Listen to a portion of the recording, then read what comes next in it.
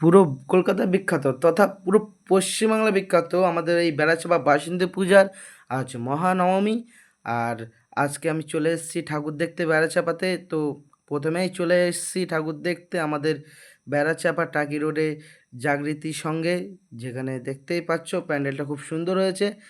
লাল কেল্লা প্যান্ডেল করেছে যত সম্ভবত, এটা লাল কেল্লাই করেছে।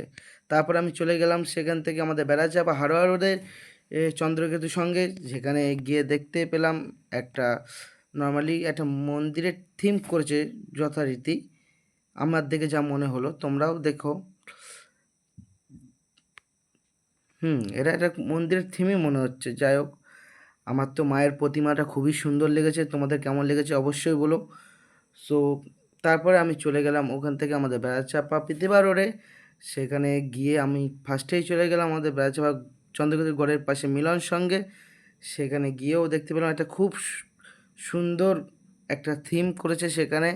সেখানে প্রচুর মানুষের সমাগম ছিল, পুরো বেড়াচাপাতে প্রচুর মানুষের সমাগম ছিল। তারপরে আমি চলে গেলাম তার পুরো পাশেই আমাদের মহাখালী ক্লাবে।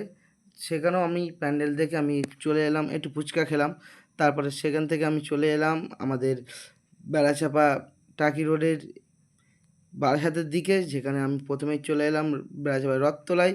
সেখানে দেখতে পাচ্ছ যে প্যান্ডেলটা কত সুন্দর হয়েছে।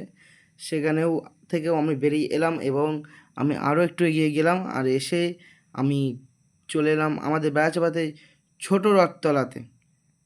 এই ছোট রথতলাতেও আমাদের প্যান্ডেলটা দেখতে পাচ্ছ, খুবই সুন্দর একটা কাঠের প্যান্ডেল হয়েছে। আর খুবই দেখতে খুবই অসাধারণ লাগছে প্যান্ডেলটা। আর তারপরে আমি ওখান থেকে বেরিয়ে চলে গেলাম আমাদের বেড়াচাপা নবপল্লী যুবশক্তি ক্লাবের মাঠে। সেখানেও প্যান্ডেলটা খুব সুন্দর হয়েছিল। আর আমাদের বেড়াচাপা পুরো সেট আপের বলতে পারো পুরো মেলাটা এখানেই বসে। সো তারপরে আমি চলে গেলাম একটু মেলা দেখতে। তা গিয়ে দেখি সবই মেয়েদের জিনিস, সবই ঘরের জিনিস। সো আমি কিছু কিনতেই পারলাম না। ওখান থেকে বেরিয়ে এসলাম, এসে ভাবলাম কিছু চড়া যায় কি না। তারপরে দেখলাম নারকেলতলা বসেছে, ডিস্কো বসেছে। তাও অনেকে ব্রেক ডান্স হিসেবেও জানো। সো আমি ডিস্কোতে উঠে গেলাম এবং আমার একটা বন্ধুকে নিয়ে। আর আমরা ডিস্কো চড়ে নিলাম। তারপরে সেখান থেকে ডিস্কো চড়ার পরে খুবই মজা করলাম। করার পরে আমরা ডিস্কোর থেকেও নেমে গেলাম। ডিস্কোর থেকে নেমেই দেখতে পেলাম একজন কাকু ফায়ার বিস্কুট বিক্রি করছে। সো আমি ফায়ার বিস্কুট খাওয়ার জন্য চলে গেলাম।